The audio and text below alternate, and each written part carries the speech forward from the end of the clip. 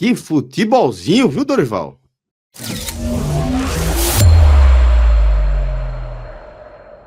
Olá, pessoal. Começando mais um Raio X. Eu sou o Celso Shigami e estou aqui com o maestro Cássio Zirpoli e com o Fred Figueroa no Game Arena. Viva o jogo! Aqui a gente vai tratar das eliminatórias para a Copa do Mundo aqui na América do Sul. Vamos falar de alguns confrontos da sétima rodada, obviamente, focando principalmente na vitória do Brasil por 1-0 sobre o Equador, jogo no Couto Pereira, que encerrou aí uma sequência de 3 derrotas do Brasil nas eliminatórias.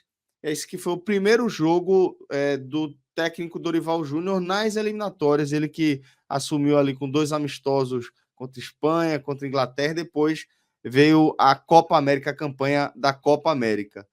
Então, maestro, o que dá para a gente trazer aqui já desde esse momento inicial da nossa análise é que é basicamente uma continuidade do futebol que a gente viu na Copa América, contando também com a importância, e é bem importante, que o Brasil tenha voltado a vencer, interrompendo aí, inclusive, uma sequência de 3 derrotas, né, nas eliminatórias.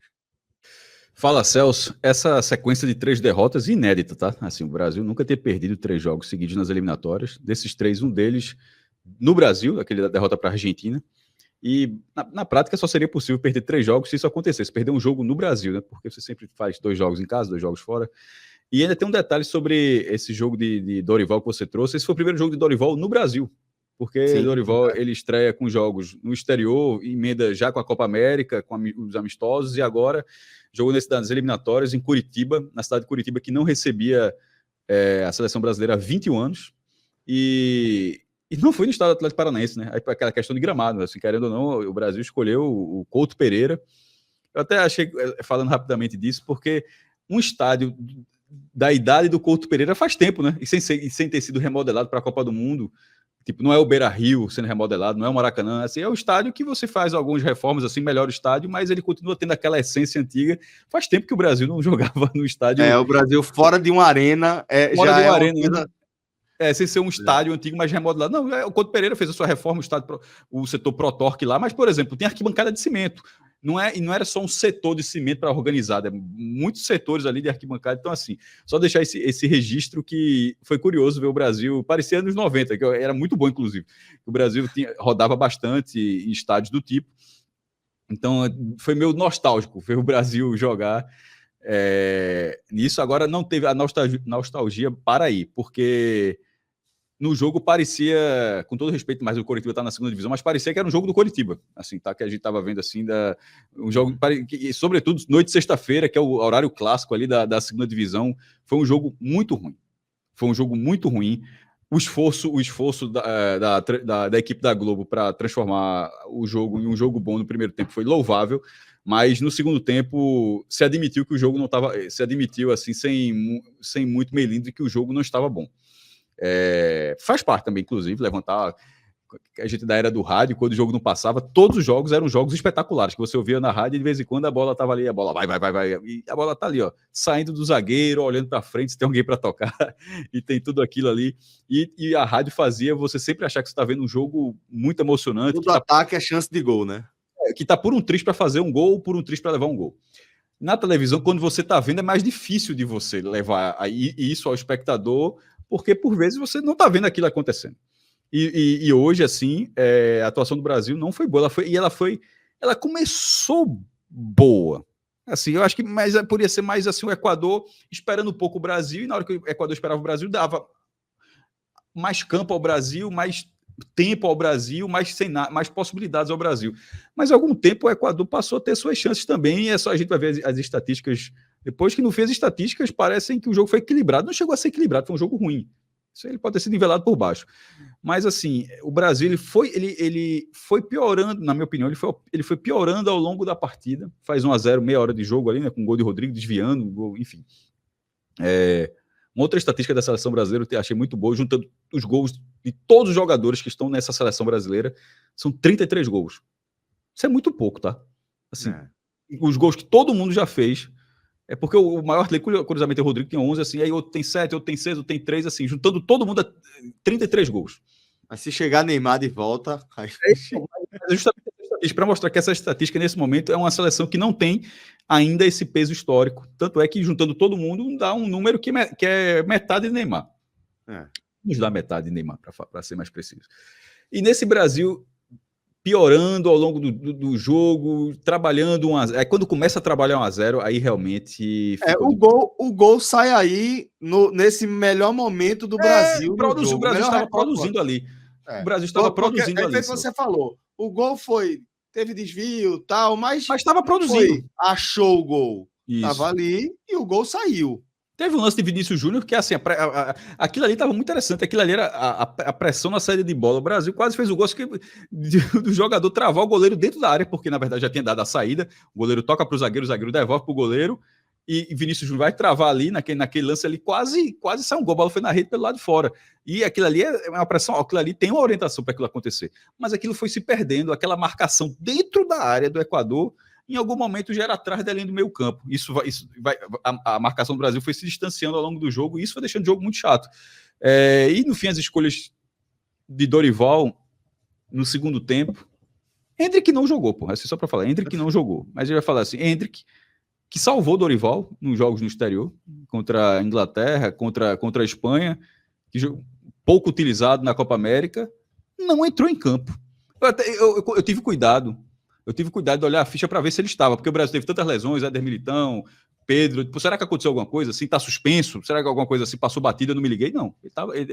Ele sentou no banco e realmente foi uma opção. Sentou lá e lá terminou com a camisa número 9, a camisa número 9 do Brasil. Entrou no banco. Assim, é uma escolha do treinador, ele pode ter essa escolha, naturalmente pode. Mas era de um jogador que nesse momento está sendo uma das peças que estavam rendendo com o Dorival. Então, assim, não fez muito sentido. E esse 1-0, como o Celso trouxe, naturalmente, valeu os pontos, porque o Brasil estava em 3 derrotas seguidas, ou seja, dá uma freada nisso. Mas você termina... É impossível olhar e falar assim. Porque o Brasil não é participação em Copa do Mundo. O Brasil ou ganha a Copa do Mundo, ou assim... lutar para pelo menos ser campeão. Pode até perder, porque naturalmente alguém vai ser vice, terceiro lugar, mas assim, o Brasil não está conseguindo nem chegar nisso, de disputar o título. Você olha um jogo desse e fala, vai ser difícil disputar um título com isso aí. Muito bem. Fred, você ficou também com essa sensação de que absolutamente nada mudou da pior face do Brasil na Copa América para cá? Celso, primeiro, essa definição de Cássio de que o Brasil parecia o Curitiba, ela é precisa. Tá? O programa poderia ter acabado ali. Subir os créditos e a gente encerrava ali, porque eu fico pensando, o jogo no Couto Pereira tende a você ter muito mais torcedores do Curitiba. Todo torcedor de qualquer clube gosta de receber a seleção no seu estádio. Às vezes um show você tem o orgulho de receber, imagine a seleção brasileira. Então, eu arrisco dizer que a grande maioria do público presente no estádio, pelo menos entre os paranaenses, eram de torcedores do Curitiba. E aí, eles que vêm sofrendo bastante, né? Os resultados até têm melhorado, mas o futebol muito burocrático do Curitiba teria um dia de férias desse futebol sofrido. Eles viram exatamente a mesma burocracia, a mesma dificuldade para se construir uma jogada ofensiva, o desencaixe de atuações, jogadores, né, velho? Exatamente, jogadores que deveriam ser protagonistas perdidos em campo, e fundamentalmente um problema que a gente já fala, Celso, há algum tempo, a falta do verdadeiro protagonista. Tá? Eu sei que isso é temporário, eu sei que isso é uma transição, faz parte da história do futebol, as seleções, os clubes passam por processos como esse que o Brasil está passando.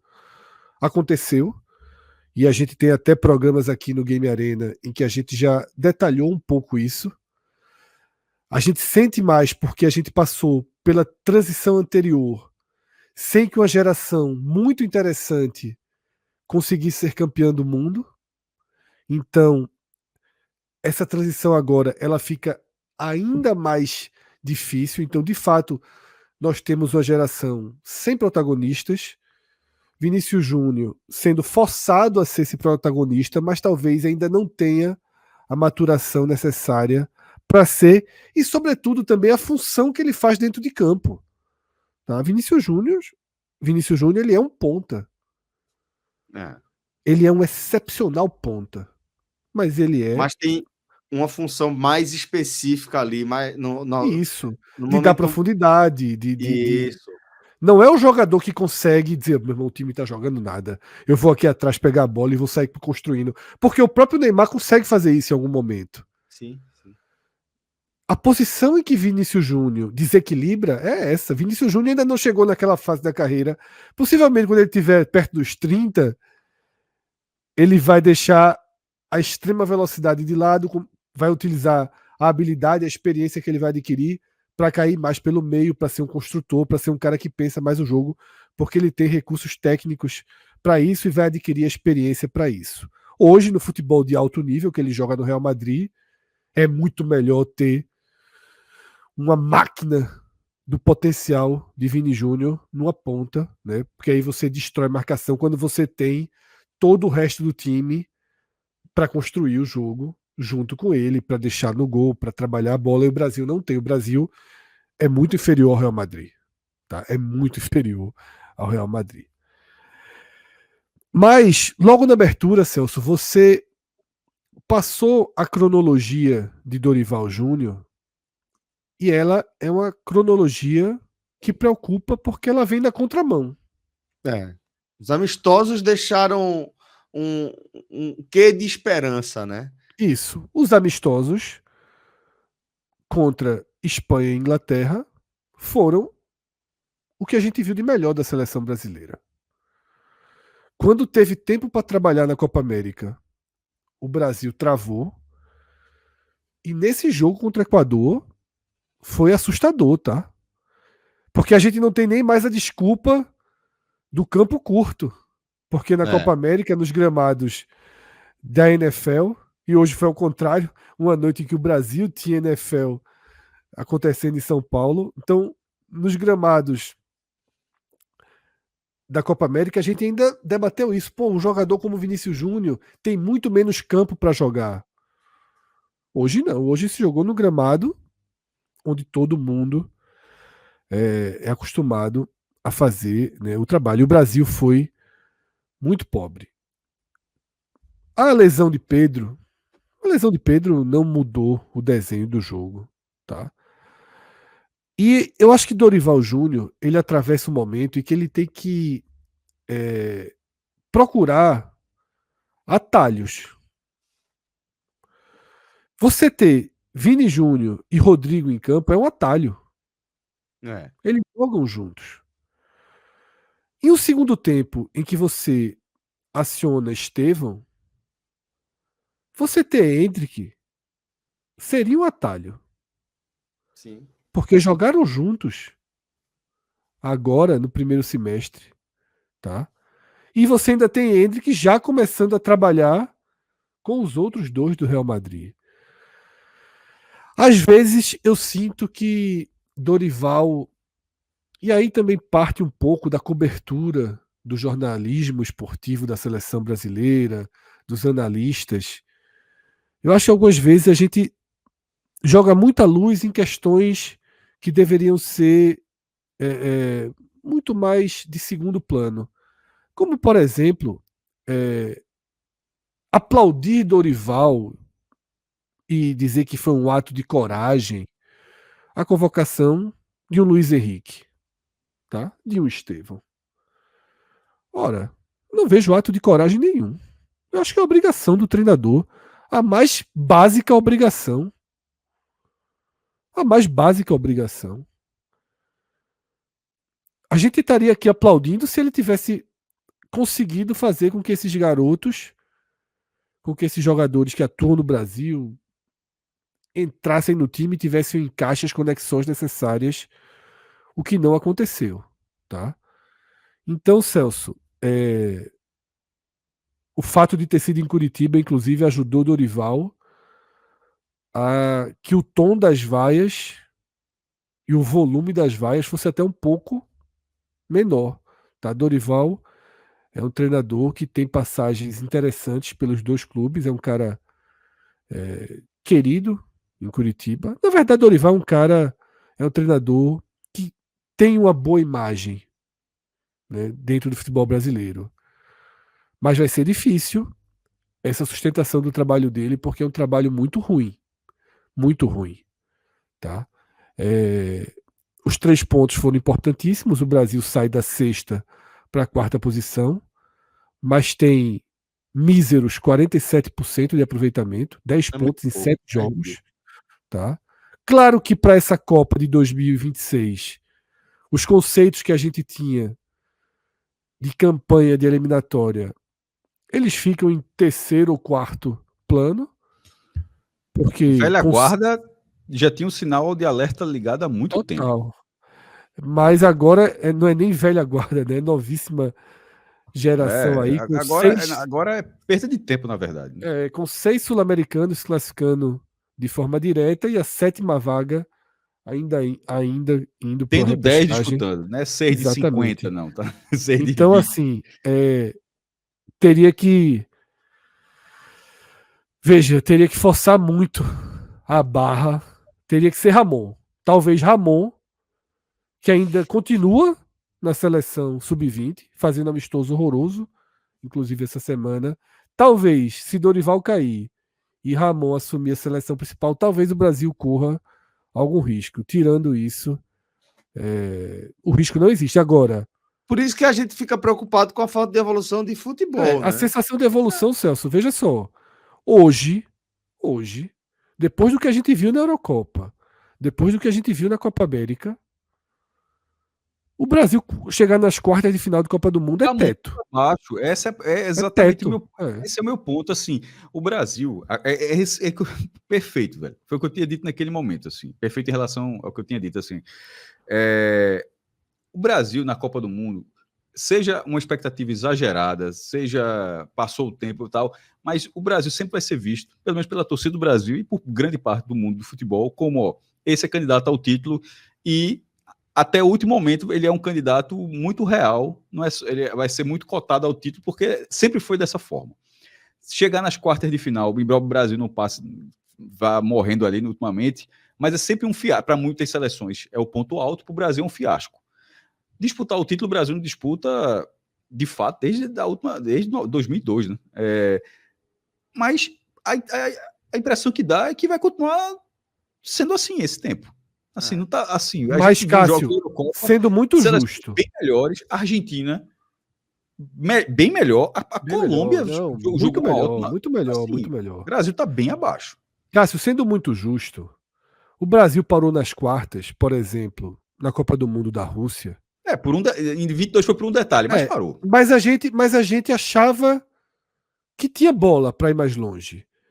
Tanto assim que o treinador ficou, e algo que não acontecia desde os anos 80, de alguém que perdia uma Copa. Assim como em 22. Perdeu aquele jogo da Croácia, mas se o Brasil passa e pega a Argentina, que foi campeão do mundo... Justamente porque é o Brasil. Mas havia um futebol interessante. Hoje, eu digo, quarta de final é teto. Quarta de final é meta. Como foi na Copa América, né? Só para exatamente. Porque o futebol está muito, muito, muito abaixo. O trabalho é pior do que o de 2018 e pior do que o de 2022. É o pior ciclo que o Brasil vem fazendo. A defesa não é tão segura e o meio campo cria muito pouco assim. São 3 pilares e você não tem, tipo, não é que a seleção tá faltando acertar o ataque só, ou tá faltando só acertar a defesa. Para mim esses 3 setores assim, eles estão longe. E tá precisando de treinador, Cássio, porque não tem o jogador que chega e resolve. Claro. Porque a gente não tem o jogador que chega e resolve. A gente aceitou que Paquetá, que talvez daqui a algum tempo não possa nem praticar o futebol, vai ter um julgamento em breve na Inglaterra, mas a gente aceitou que Paquetá, que é um jogador que eu acho um bom meia, eu acho um bom meia, Eu acho, Mas eu acho Paquetá que pode ser um jogador de Copa do Mundo, sim. pode, mas veja só. Paquetá é o cérebro da seleção brasileira, pô. Mas ao mesmo tempo, o Brasil com um trio de ataque, 2 do Real Madrid, e poderia ser 3, porque ainda tem um do banco.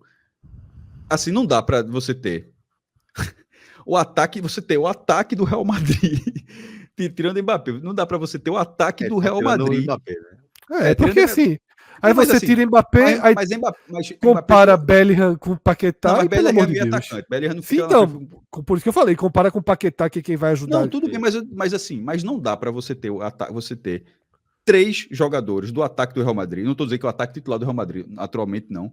Mas você tem 3 jogadores do ataque do Real Madrid, 3 atacantes do Real Madrid, e o seu ataque ser um problema. Não é que seu ataque está rendendo, poderia render um pouquinho melhor. Não, o seu ataque está assim. Por isso que eu falei, muito distante do minimamente aceitável. O Brasil está precisando de treinador. Tá? O trabalho do Dorival é bem ruim. E aí seria meio futebol brasileiro na essência, né? Porque começou, lembra desse ciclo, começou com Fernando Diniz como interino. Não, interino não, porque interino na verdade era Ramon. Começou com Ramon, né? Aí teve Fernando Diniz como reserva. Temporário. Exatamente. Treinador temporário para Carlo Ancelotti, que supostamente viria para o Brasil. O cara ganha a Champions League, não vê, o cara treina no Real Madrid, pô. Vai pegar um osso desse. Aí sai, o Brasil está no terceiro treinador do ciclo. Repito, isso já aconteceu onde já aconteceu, inclusive ganhou a Copa. Em 2002, o Brasil começou com o Luxemburgo, teve Candinho, terminou com o Felipão. O Felipão ainda perde até de Honduras. Teve Leão também, Emerson Leão, naquele ciclo. O Brasil ganhou a Copa 2002. Então, assim, não quer dizer que o ciclo, se for com um treinador, ganha a Copa, ou se for com vários treinadores, você não ganha a Copa. Assim. Mas aquilo que o Brasil fez em 2002 e ganhar a Copa é a exceção. Aquilo ali, na verdade, o Brasil fez tudo para não ganhar a Copa. Assim, e ganhou. Teve uma hora que encaixou, né? Encaixou. Hoje a sensação é que a gente segue com o treinador temporário. Eu acho que essa é uma frase. Esse é um bom ponto. Inclusive, Fred. E a cada atuação dessa, aquele negócio do Dorival é um cara legal, tal, de fato parece ser, mas a cada atuação dessa, essa foi a primeira, mas assim, ela vai marcar muito ele fora daquela rodinha. Tem toda a explicação para aquilo. Mas aquela rodinha dos pênaltis, que ele fica fora tentando entrar para falar na Brasil, Uruguai na Copa América. Virou meme. Que virou meme. Aí, mas tem toda a explicação, que tal, não sei o quê. E sobretudo no comparativo de como estava sendo com o Uruguai, né? A rodinha do Uruguai, com o treinador do Uruguai, com o Bielsa. Mas aí quando tem uma atuação como essa, mostra que parece que ele não está confortável ainda. Ele não parece que não está entendendo, embora seja um treinador experiente, mas entendendo que cabe a ele. Assim, cabe a ele também. Não é só os jogadores, assim, eu estou fora da rodinha, os jogadores ali, assim, eu dou aqui as orientações, mas ali, esse time com toda essa técnica, não. Isso aí, em algum momento da história, foi assim. Nesse momento, se o Brasil não tiver um plano tático mais elaborado, não tiver um treinamento mais específico, uma forma de jogar bem definida, vai continuar sendo essas atuações Série B, noite de sexta-feira. Fred, uma possível mudança, um possível caminho passa pelos pés de Estevão, por exemplo, esse cara que tem essa ascensão meteórica, números realmente impressionantes, né, dignos de nota, e que estreou aí já com a camisa da seleção brasileira para meia hora ali de oportunidade nesse segundo tempo contra o Equador. Para mim não, Celso. Para mim não. Muito jovem. Teria que ter um amadurecimento extremamente rápido para uma Copa do Mundo de 26, tá? E joga na posição em que o Brasil, como o Cássio falou, tem jogadores nesse momento maturados, mas que não são protagonistas em algumas das melhores equipes do mundo, no Barcelona, no Real Madrid, tá? O problema do Brasil, ele vem na construção da jogada, tá? É o que eu falei. Se Estevão jogasse, fosse um meia extremamente promissor, tá? Alguém que nos ajudasse a construir melhor o jogo.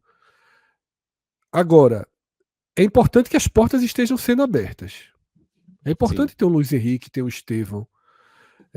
Porque, de alguma forma, o roteiro de evolução, maturação dos nossos jogadores, e aí tá Endrick começando a viver isso, é de uma saída muito cedo para o futebol europeu. E, naturalmente, você vai para uma. Não para um fim da fila, mas você vai para uma fila. E uma fila de protagonismos e responsabilidades. Vini Júnior, ele definiu Champions para o Real Madrid. Mas se o Real Madrid não fosse campeão, ele não seria o responsável. Ele não seria o grande culpado. Não teria sobre os ombros dele esse peso. É diferente, tá? Mbappé chega no Real Madrid agora, o Real Madrid estava ganhando tudo. Se não ganhar, a conta vai para o Mbappé. Quem vai ter que responder na entrevista é ele.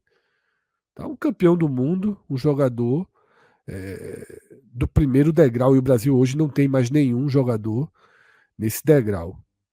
Tá? Então, Celso, para mim, pensando em 2026, o ideal seria que algum desses potenciais jogadores do Brasil conseguissem se aproximar o máximo possível do poder de decisão dos maiores jogadores do mundo. Vini Júnior é quem está mais perto. Mas, como eu falei, tem a questão da posição, e tem a questão mesmo de maturar e de não conseguir jogar pela seleção que joga no Real Madrid. E essa não é a primeira vez que a gente usa essa frase para um jogador. Messi ouviu isso 80 a 90% da carreira na Argentina. Não é fácil não jogar na seleção. Você treina muito menos, o encaixe é completamente diferente, são poucos jogos, muita responsabilidade, marcações muito duras. Nos jogos que realmente importa, jogos de mata-mata, não é nem de volta, jogos. Cada pequeno erro tem uma consequência enorme. Então, Celso, a gente celebra a porta aberta para Estevão, mas eu acho que ele é opções surgindo. Uhum. Eu não sei se ele vai ser um gênio do futebol. Tá? Eu não sei. Se ele vai chegar em 2026 como o Neymar poderia ter chegado, né, na primeira Copa do Mundo e Dunga não comprou, né, a ideia ali de ter Neymar e Ganso que vinham como jovens, né, para colocar já como protagonistas para decidir jogos. É bom que ele esteja entrando no campo de visão, mas como parte do processo, como solução do processo, eu acho que não. Eu continuo achando que o caminho mais próximo para o Brasil voltar a ser competitivo passa pela volta de Neymar a um nível mais competitivo pós-lesão. Esse, para mim, é o caminho que eu acho que é mais concreto, né, para o Brasil dar uma crescida aí no patamar do futebol. Além disso, eu realmente espero que o que a gente chamou foram os lords da Premier, né, que ficaram com esse estigma aí na Copa América. Eu espero que 2 deles ali, pelo menos, tenham uma maturação muito boa nesses 2 anos. Eu acredito, porque não são jogadores de baixo potencial técnico, longe disso. Tá? Precisam ser protagonistas. Então eu tenho uma esperança aí que esses volantes que o Brasil tem com potencial desenvolvam e que esse ataque desenvolva. Tá? Mas precisa de treinador e a mão do treinador hoje é uma mão muito leve. Estevão, durante a transmissão, a torcida lá em Curitiba começou a pedir o jogador ali de forma mais efusiva aos 11 minutos do segundo tempo. Dorival acionou ele entrou em campo aos 16. Assim, não acho que não é coincidência assim ter colocado, mas é estranho não ter feito isso com o Endrick. Eu acho que Estevão, a Copa vai ser em 26. Ele tem 17 anos e 135 dias, a Copa seria ali junho, julho, ou seja, ele teria tido vai ter 19 anos. 19 anos quase completos, assim. 19 anos e poucos dias de vídeo. Será muito jovem ainda, mas outros jogadores jogaram ainda uma Copa com idade menor. Antes de falar rapidamente, falo rapidinho o recorde, ele foi o 5º jogador mais jovem a vestir a camisa da seleção brasileira. Isso é uma estatística desde 1914. Você está em 110 anos de seleção brasileira. À frente dele, jogadores mais jovens, apenas o 4º lugar, Endrick, com 17 anos, 118 dias. Em 3º lugar, Coutinho, Pelé e Coutinho, Coutinho com 17 anos e 28 dias. 2º lugar, Edu, com 16 anos, 303 dias. Edu, se eu não me engano, ele é o mais jovem também na Copa do Mundo, porque ele estreou em 66. Essa idade que ele tem, 16 anos, foi em 66, e 66 foi ano da Copa, ele foi o jogador mais jovem do Brasil a ir para uma Copa do Mundo. E Pelé é o primeiro de todos, com 16 anos, 257 dias. Pelé estava jogando pela Seleção Brasileira em 1957. Repetindo. O que é que tu estava fazendo com 16 anos, mano? Eu estava 16 anos, 256. Acho que estava no ensino... Não, certo? Não, estava no ensino médio ainda. Jogando Final Fight de vez em quando, só para relembrar. Final Fight, Street Fighter, já tinha Mortal Kombat jogando. Superstar Soccer, não tinha FIFA, não tinha Pro Evolution Soccer ainda, nada. Era o Pro Evolution, que é o que vinha depois, mas era Superstar Soccer na época. A galera do Game Arena, hoje já EA Futebol, até já perdeu até a marca da FIFA. A FIFA já vai lançar o próprio jogo dela. Já tem o outro, o que era o Win Eleven já virou outra coisa. Já virou, o da Konami já virou outro jogo, enfim, mas era International Superstar Soccer. Isso, soccer, tem... Ou, para alguns corsários brasileiros, era o Ronaldinho Soccer, assim, que era uma versão mais local. Mas, enfim, essa era a minha idade. Pelé, com essa idade, já era da seleção brasileira. E um ano depois já era campeão do mundo, fazendo 3 gols na semifinal, 2 gols na semifinal e depois mais 2 na final, enfim, 6 gols na Copa inteira, né? Na verdade, 1 nas quartas, 3 na semifinal e 2 na final. Ele faz 6 gols na Copa. Acho que foi isso na Copa de 58. Estevão, eu acho que em 2026 ele vai ter... Ele tem tempo para maturar até lá para ser jogador de Copa do Mundo. Assim, é talentoso demais. Demais. Assim, eu vi alguns jogos do Palmeiras, vários jogos do Palmeiras, melhor dizendo, nesse Brasileirão. E o Palmeiras com o Estevão, o Palmeiras sem Estevão é um time muito, muito diferente. Como era com o Endrick, tá? Assim, o Palmeiras, na verdade, tá tendo assim essa... Estevão jogou Copinha e Brasileirão esse ano. Tem mais gol no Brasileirão do que na Copinha. E foi 4 gols agora. Não, ele participa mesmo, porque ele já é protagonista. Total, pô. O jogo recente, até o Palmeiras até perdeu o jogo, mas teve um esforço muito grande para que ele jogasse já, para que o Palmeiras jogasse reforçado de um jogador de 17 anos lá no Rio contra o Botafogo, ali numa briga de liderança. Então essa convocação dele agora foi natural, merecida, na minha opinião. Como a do Luiz Henrique foi merecida também e tal, mas acho que mas Luiz Henrique é o cara mais rodado, mais testado, que é um destaque, um cara voltando na Europa. Esse aí é um cara que está surgindo. E eu acho que até 26 ele tem espaço para isso. Obviamente, como o Fred lembrou bem, Dorival pode fazer o que Dunga fez, de não levar Neymar e Ganso. Eu acho um erro muito grave, poderia ter levado pelo menos um dos dois ali na Copa de 2010, sobretudo quando vai para aquelas quartas de final, que ele olha para o banco e não tem ninguém para fazer naquela... Faltou gente ali. E Neymar, só para a turma ter uma ideia de que era Neymar em 2010, em 2011, um aninho depois, Neymar já era campeão da Libertadores pelo Santos e foi eleito o 10º melhor jogador do mundo. A única vez que isso aconteceu, assim, aliás, a melhor colocação que isso aconteceu de um jogador em atividade na América do Sul. Ele jogava, enquanto jogador do Santos, ele foi 10º lugar no prêmio da FIFA. Então, assim, Neymar cabia. Estevão talvez caiba também. Então, eu achei interessante essa utilização. Agora, eu achei muito na força da torcida e aí eu não entendo se é isso aí. Porque se eu acho que o grito do público fez diferença para isso, eu queria entender por que não faz para Endrick. Ou como é que Endrick pode não ter mais espaço ainda nessa seleção brasileira, muito estranho. Mas que bom que Dorival deu espaço para Estevão e tomara que Dorival dê espaço para Endrick, porque isso pode fritar o trabalho dele, pô. Você não pode abrir mão de um jogador que com 18 anos completos, porque a regra do Brasil é assim agora, né? Só com essa, quando você ficar mal de idade, você pode jogar no exterior. E um jogador precisa de 10 minutos para fazer um gol pelo Real Madrid, pô. O cara estreia pelo Real Madrid, 10 minutos depois o cara já tem um gol pelo Real Madrid. Pronto, esse cara é um jogador de seleção brasileira, naturalmente, e não é utilizado. Que fez Então, gol no Santiago Bernabéu, que fez gol em Wembley. Esse salvou cara, velho. Dorival, o início da largada de Dorival. Hendrick, o início de Dorival, que Fred trouxe, aqueles jogos que empolgaram, aqueles jogos, de certa forma, empolgaram, mas os resultados empolgaram mais, e é a partir desses gols que Hendrick fez. O cara que fez o início de Dorival ser animador, não tem espaço com Dorival. Então, aqui a pauta é Estevão. Estevão, para mim, tem que ter minutagem na seleção brasileira. Assim. Eu acho que ele é um jogador que dá para pensar já para 2026. Estevão, com 19 anos, para mim, é jogador, sobretudo porque a Copa do Mundo agora, o elenco é de 26 convocados. Já era 18, depois virou 20, 23, sei lá e tal, agora são 26.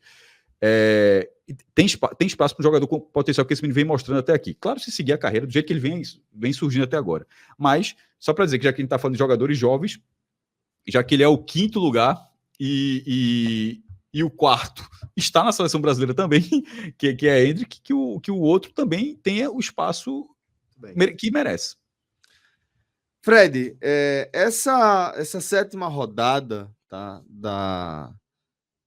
das eliminatórias, elas marcaram também despedidas, né? Tivemos chegadas, mas também tivemos despedidas de grandes nomes. Né?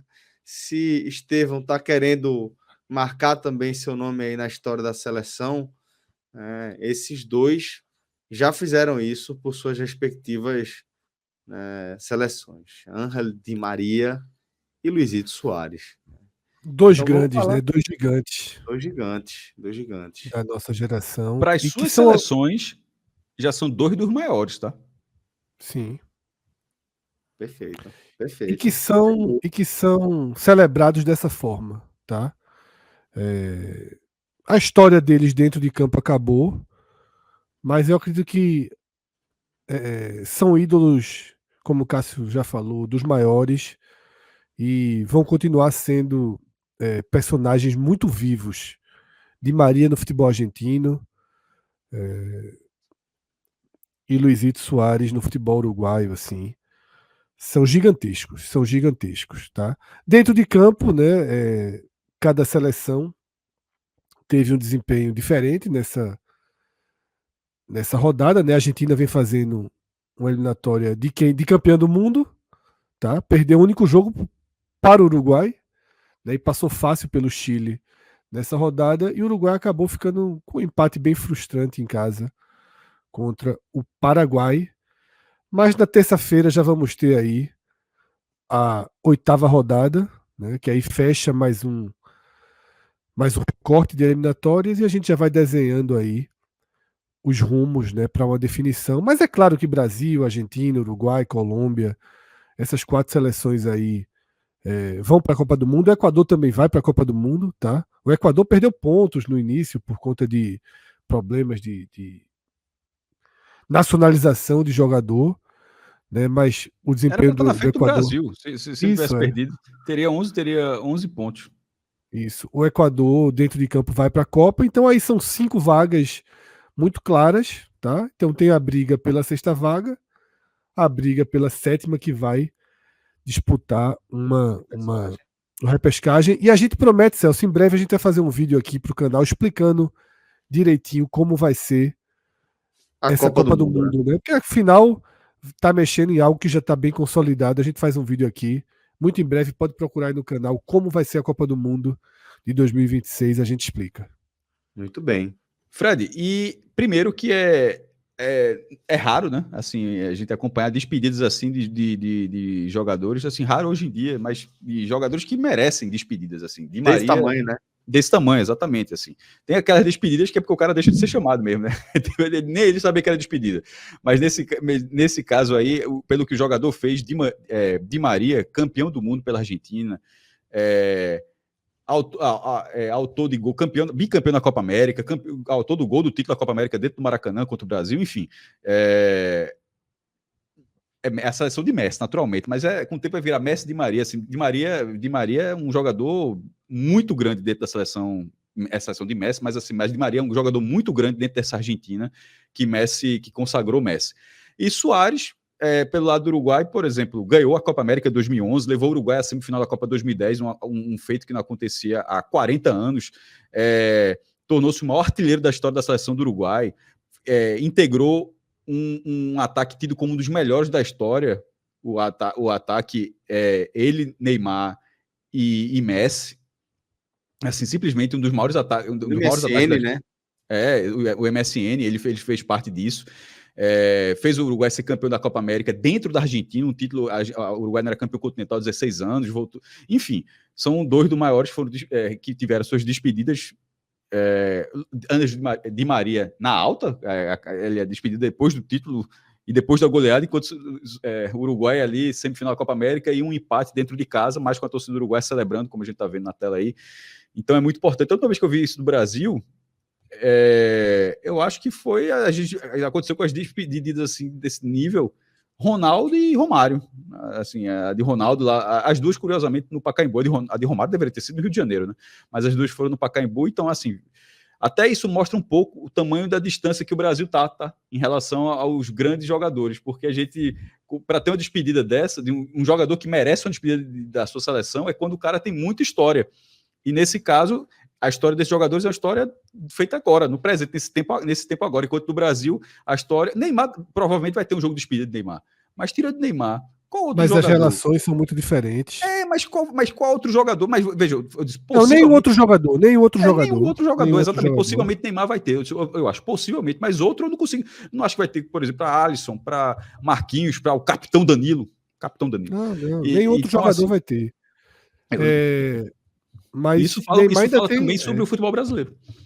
Mas Neymar ainda vai muito na questão da relação do brasileiro com a sua seleção, e Neymar ainda está envolvido em outras questões maiores que ainda dificultam também essa mobilização nacional em torno de um ídolo. Né? Mas é bom que ele volte, só para pelo menos testar para ver se o Brasil ainda realmente precisa dele ou se vai ter que tocar. Mas nesse momento. Sem ele é semi-impossível. Vai ser difícil, é melhor voltar. Mas para essa questão do ídolo, a construção é uma construção muito difícil. Mas assim, a própria relação do brasileiro com a seleção já dificulta isso. No Uruguai e na Argentina, a paixão é muito mais intensa. Então, só para a gente fechar aqui rapidinho, na opinião de vocês, quem foi maior? Quem foi? Acho que Di Maria, né, mestre? Maior. Di Maria foi um jogador mais vencedor. Assim, ganhou Copa do Mundo, é campeão do mundo, mas tem mais de 140 jogos pela seleção, 31 gols. Soares tem 69 gols pela seleção do Uruguai, quase a mesma quantidade de partidas, né? Na casa dos 140 também. Soares, eu acho que foi maior para a seleção do Uruguai do que Di Maria para a Argentina. Mas isso eu vendo no brasileiro, obviamente, um argentino. Essa discussão não pode ter um Uruguai e um argentino. Tem que ser gente que está do lado de fora. Nós somos, veja só, nós somos as pessoas certas para fazer isso. Ideal. Nós somos europeus, estamos aqui do lado deles, acompanhamos. Não temos paixões nem por Argentina nem por Uruguai, nem pelos clubes que eles Di Maria é um jogador mais plástico, de futebol mais plástico, e Soares é um jogador com um potencial ofensivo muito maior. Tu queria ter quem no teu time no auge? Eu queria ter Luis Soares. Eu voto em Soares. E aí não precisa de muita explicação, não. Eu acho Soares um jogador. Detalhe, um time de Soares e Di Maria é um timaço, tá? Mas assim, mas Di Maria. A gente tá dividida para dizer só que é melhor, só para que eu escolho ou morre. Você tá fazendo aqui, mas assim, mas eu achei Soares mais alto nível do que Di Maria. Ele é do tridente, assim, isso faz muita diferença. Ele brilhou em seleção, ele brilhou muito em clube também. Muito mais do que Di Maria. Né? Di Maria foi Benfica, ali depois Paris Saint-Germain. Isso. Bom, galera, então a gente vai fechando aqui esse raio-x. Espero que vocês tenham gostado desse programa. Se vocês gostaram, deixa aí o like, deixa o seu comentário, compartilhe o nosso conteúdo para ajudar a turma aqui a crescer. Forte abraço e até a próxima. Valeu. Tchau, tchau.